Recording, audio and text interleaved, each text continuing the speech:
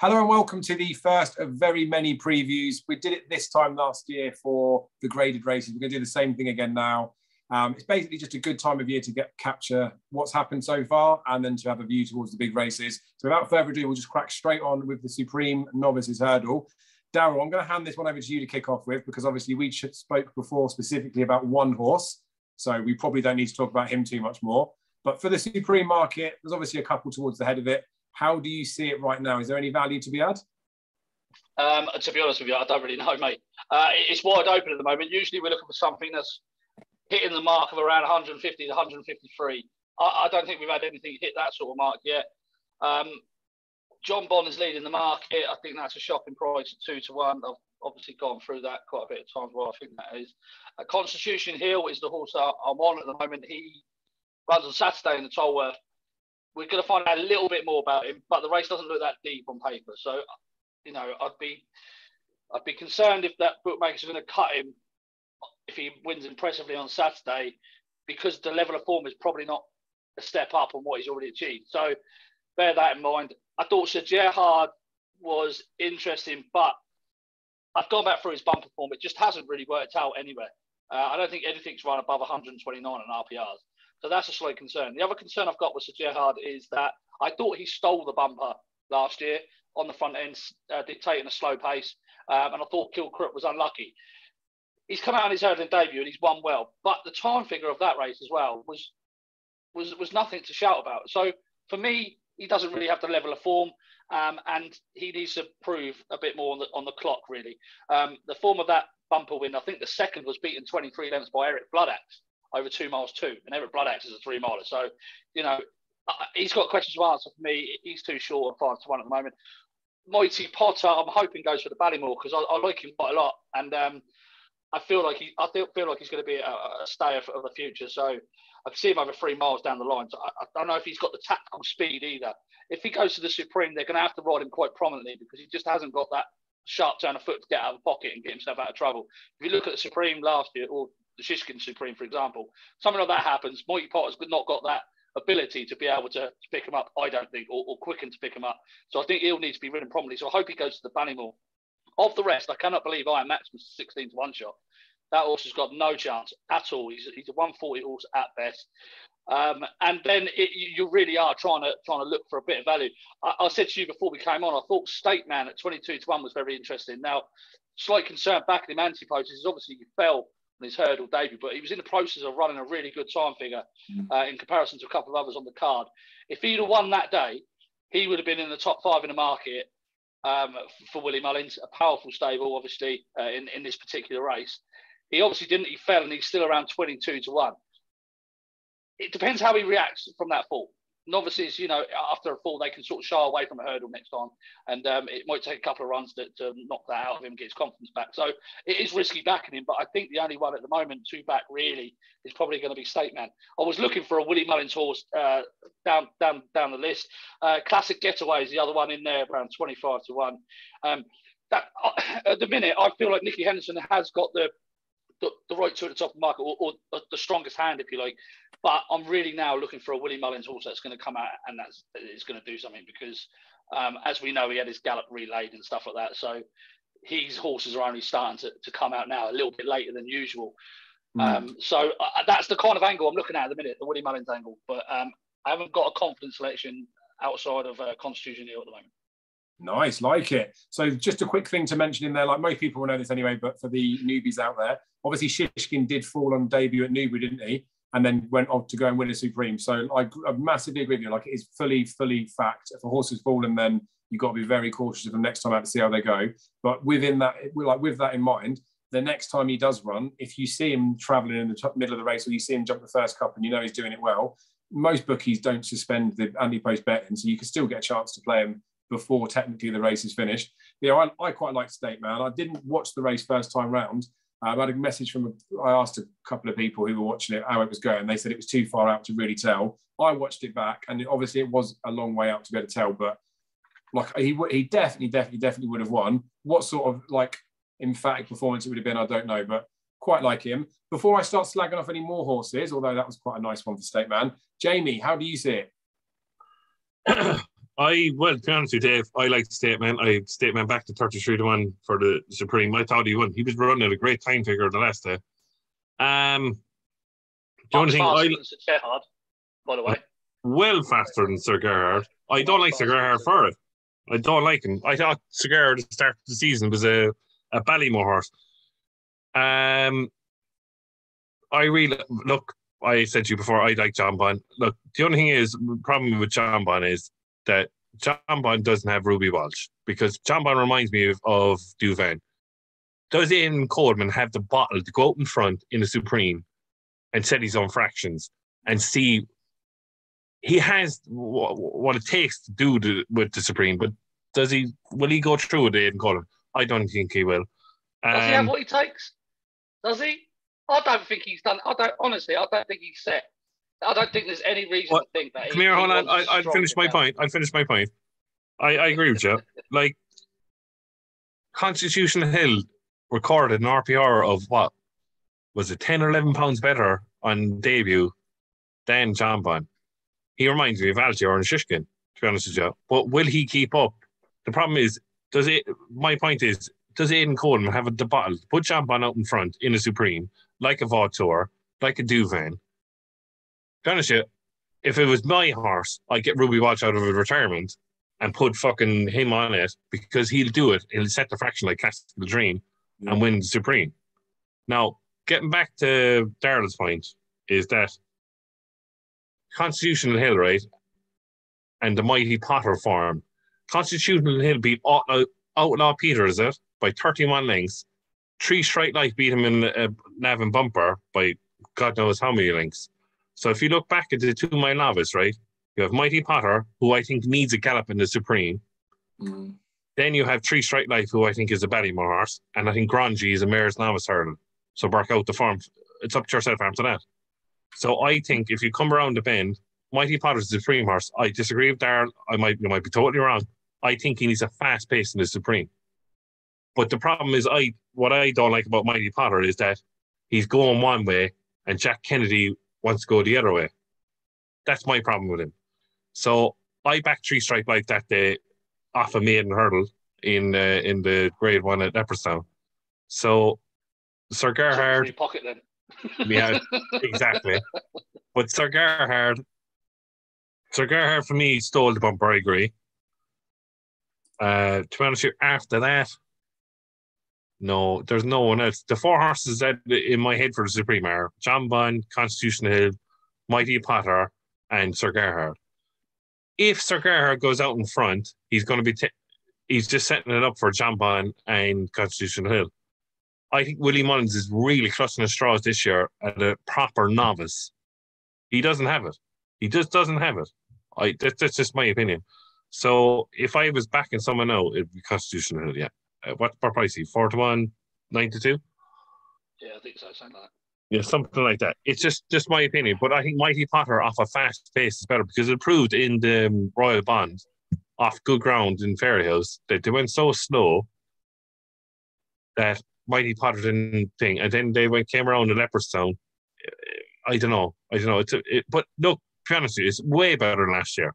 Like last year, pre-season. Yeah, way better than last year. It's actually probably, technically, it's a 4-horse race. Gerhard, Mighty Potter, John Bond, and Constitution Hill. At the moment, you have to be on Constitution Hill. Nice. So just touch on. Let me just touch on John Bond quickly, of him, Dave. What makes you think John Bond will go a good gallop? He's set slow fraction so far. Mm-hmm. He's been well positioned in races that have got little depth in them at all. He wears earplugs for a starter, so festival crowd, that's going to be interesting to see what he does beforehand. He's quite jittery. So what are the reasons you would back him at 2-1? Well, I didn't back him at 25-1 like you, Darren, but I backed him at 10s. But the only thing is that is he like his brother? Put him out in front. Can anyone sustain the gallop if he sustains the gallop? That's my question. Yeah, but can he sustain the gallop is the question. That's the thing. Because we don't know. That's the question. No, do we? But the only thing is, they're going to go up against each other. The fact of the matter is, Nicky put Altior and Bouvier in the same Supreme. Yeah. with Min. So they're definitely going to go up against each other. It's the fact of the matter is that you're looking at a visual thing with Constitution Hill when it comes to Altior and Shishkin. He has the same concept of travel, come off it, and all of a sudden then, boom, right? Yeah, well, we'll get on to Edwardstone and Shishkin later on. But my problem is the jockey, because Aidan Coleman doesn't have the bottle. In my opinion, doesn't have the bottle. Go out in front of the Supreme. Yeah, I'm with you on that. What's Aidan done to you? Did he shagged your missus or something? Okay. The thing is, though, like, this is the beauty of the Supreme. Look at brewing up a fucking storm in Stormy Yard the last day. Come on. Oh, yeah. Beauty, wasn't it? Anywho, this Supreme, you are right, Jimmy. Like, especially from a talking perspective compared to last year. Like, last year, we were sort of, anyone that was against it, appreciate, was basically just trying to take him on almost for the sake of it, I feel. And that's not a knock on anyone, but that's just the way that it is. When he's that short a price, that like this far out. Same with sort of John Bond, but John Bond's a different one because I think there's more unknowns to him. But I'm with you. Like, I don't think Aidan Coleman's got the bollocks with him. I'll get poo-pooed for this, but I can't remember too far back, maybe like the last 15 years odd, but I can't really remember Henderson being like his operational order for a Supreme, for a jockey to say, go out and make the running. Like, I think he always wants a lead, which is why in those two races, I know John Bond's gone on and done it, but I still think in the Supreme, he's not going to say, go and make the pace. He's going to say, see if you can get a lead. If not, then go and make the run-in. We saw what Classical Dream did, Paul Townend, when he nicked a couple of lengths at the start. With John Bond, like, we don't know if he's going to stay or not, but I'm with you. Like, they should send him off to make the run-in, and then we'll find out if he stays or not. You've got the rest of his career to do other tactics with him or anything like that. But I'm with you. They will not send him off early at the beginning of a Supreme, I don't think. And that may be the difference between him coming fourth or coming eighth. But Constitution Hill is the exciting one of the less exposed horses. He's got the potential to go and do bits, and there has been some nice winners at Sandown before that have won and then would have gone on one at Cheltenham, like Goshen obviously did it there. But there's other horses like Fiddler on the Roof that won pretty impressive there. I'm always just a bit dubious about wide margin winners at Sandown. But like Darryl said, the Tolworth we're going to see on Saturday won't really tell us anything if he goes and wins by a decent margin again, because I don't think it's that deep a race. But he's the sort of horse that I could see him winning, and fair enough, like probably of the ones towards the head of the market. I wouldn't back John Bond at his price. I definitely wouldn't be backing Sir Gerhard, even with fucking stolen money in the Supreme at that price. Constitution Hill of the ones towards the head, like of that trio, if we look at them, I would be team Constitution Hill. Of ones a little bit further back, right? So Sir Gerhard, I can't even be asked to talk about too much, but I'll just quickly say, 7-year-old in Supreme, we talked about it last year, appreciate when he did it, fair play to him. The bumper form, like Darryl's already said, is pretty crap. He even touched on the fact that the horse that he beat, Highland Charge, who's quite an old horse, was beaten by Eric Bloodaxe. There's another horse he was beaten with as well, the Gopher, I think it was, for Gordon Elliott. Like, that absolutely dotted up in front of him. Like, they're not good horses. And then Sir Gerhard's gone and won it as easy as he likes. It just doesn't do it for me. It's the Willie Mullins thing, isn't it? So like Darryl said, I started to look a little bit further afield, thinking of where is the best Willie, essentially. And Dark Raven was one that Mullins talked about at the start of the season, with the potential that he'd be a staying hurdler. I would have preferred him at 2 miles, but the fact is, we haven't seen him yet. We would have always seen a Supreme horse over a hurdle by now. And we talk about State Man, the fact that he fell, want to get a couple of runs in before Christmas, or before Cheltenham, sorry. Dark Raven hasn't even jumped yet, so whether they'll hold on to him for another season or not, I don't know. Classic Getaway is the same, and either one that you mentioned, Dazzler, that potentially could be a really nice horse, but they haven't even shoved him over a hurdle yet. And I know he's delayed. He's due to run this week. He's due to run in Clonmel on Thursday, yeah. Well, yeah, exactly, but they've shoved him over a trip as well, haven't they, on bad ground, so he ain't going to be coming Supreme. But we're going to have a few of Willie's coming out now, aren't we, with in mind Dublin Racing Festival for maybe a next one. State Man would be one that's up there on my mind, but I literally have no idea when I go on Twitter and I see people saying that Dysart Dynamo is going to run in the Ballymore. Like, why would they possibly send this horse up in trip? I think of all of Willie's, he's the one that's kind of like hidden in plain sight. Classical Dream wasn't the fancy owners, and Dysart Dynamo is the same. Like, we see all the Cheveley Silks, we see Vauban go out for the Reekie colours in for the juvenile sector. They just got the exciting, sexy profiles, didn't they? But Dysart Dynamo, right? I always look at the breeding anyway, but I remember Dysart Dancer that Willie Mullins had. He trained the mum. He tried to rove a little bit further, but she was like goodish ground, maybe wanted like yielding would have been okay, but she wanted 2 miles. She maybe would have got a tiny bit further, but you need to in a Supreme. He was ultra impressive at Cork, I thought, on that first run. He could have run him again over Christmas, but I'm guessing he's probably just thinking, don't know whether he was thinking he wasn't quite up to a grade 1, but he's probably got some sort of plan in mind with him. I think Dysart Dynamo, I would have him, I'd quite happily look at the market and say, if he was the same price as Ser Gerhard is, like he was a 5-1 poke, I'd say that's fully justified. So, like Dysart Dynamo, if I was looking at it now and thinking, right, someone's giving me a 50 quid bet I've got to stick on, reluctantly, I'd put some money on one of the first 3 in the betting, which would be Constitution Hill, but I'd have a bit on Dysart Dynamo as well. So I'm sure a few people have got him in their betting, but like if he runs him in the Ballymore, then obviously I'm just an absolute fucking buffoon. But there is no way this horse wants 2 miles 5. So just because people might have it on their dockets for the Ballymore, there's no way Dysart Dynamo will run in the Ballymore. I've said that now. We'll crop that out when he goes and wins the Ballymore, won't we? But I think we've pretty much covered everything. There isn't really anything too further afield, I think, that's going to pop out, like anything left field. What about Daryl Carter's early tip of Hugh Briscoe? What was his opinion on him on Fairyhouse and New Year's Day? It's disappointing, wasn't it? It was really, really disappointing. I was very disappointed. Whatever of the hot ball, it was very disappointing. Very disappointing. I mean, there was a little bit of promise there, wasn't there? But it wasn't. I wouldn't be. By the way, Dave, Dysart Dynamo runs in the Ballymore. No way. But no, getting back, whatever. It's the one that it's Stateman is the one. He was running a great race and a great time. To know, is he going to stay to Supreme? He probably will, because there's only Ser Gerhard is Willie Mullins' top horse at the moment. But he's not even Willie Mullins' top horse. The form's. Oh, I know that, but he's probably Willie Mullins' number 1 horse at the moment. You know what I mean? And that. Well, I reckon we can leave the Supreme there because obviously we'll touch on the Ballymore and some of these might even get another offensive mention. But I think the general consensus that I'm going to surmise from all of us is the only way John Bond can win the Supreme is if he's basically Duvan and Aidan Coleman grows a pair of bollocks and sends him out. But unfortunately, That's not going to happen because Aidan Coleman won't do that. So John Bond, again, we've got millions of reasons to take him on. Could happen. Constitution Hill, we'll see on Saturday how he does, but we're not going to learn anything unless he gets beat.